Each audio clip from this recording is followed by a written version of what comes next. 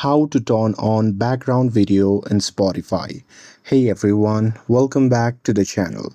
In today's video, I'll show you how to enable background videos on Spotify. So now, without further ado, let's get started. So here, first thing first, open the Spotify app on your phone. And now here, once you're inside the app, just tap on the profile icon shown in the top left corner of the screen. And now here, once you tap on it, a pop-up menu will appear.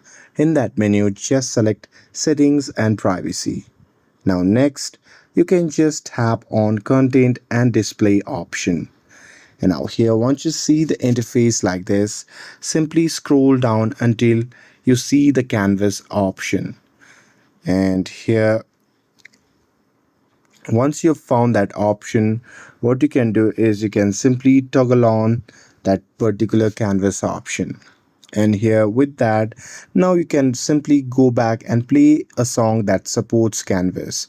And here, if the song includes a canvas, you'll see a short looping background video playing while the music is still playing. But keep in mind that not all songs support Canvas, so you may not see background videos for every track. And that's it. With this, if you found this video helpful, then don't forget to like, share, and subscribe to get updated for more videos. Thanks for watching, and I will see you in the next video.